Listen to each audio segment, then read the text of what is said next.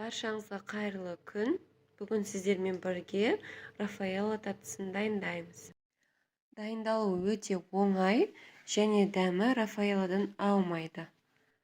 Ең алдымен сгущенкамызды бір ыдысқа құйып аламыз.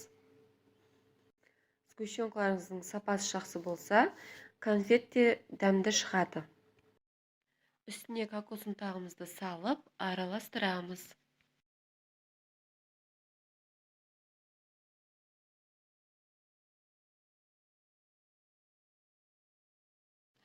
Миндалімізді қызып тұрған табада біраз қуырып аламыз.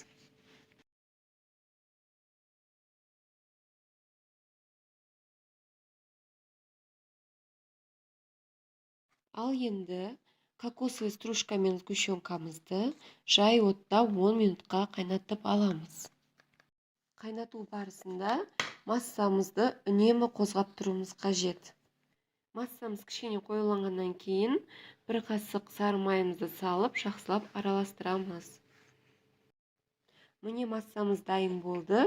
Енді бөлме температурасында біраз уақытқа суытып қоямыз. Массамыз осылай қоюланып шықты.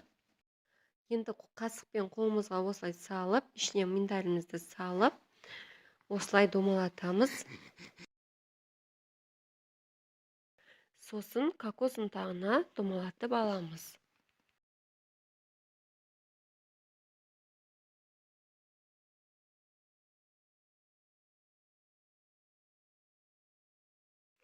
Осылай конфеттеріміздің барлығын дайындап шығамыз. Конфеттеріміз дайын болғаннан кейін тоңазытқышқа 1 сағатқа қоямыз. Мен конфеттерімді 3 желания сгущенкасымен жасадым.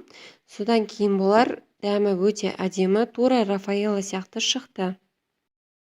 Менің видеом ұнап жатса, менің каналыма жазылып, лайк басып, колокольчикті баса кетіңіздер. Сіздермен алда дәмді әрі пайдалы рецепттермен бөлісетін боламын.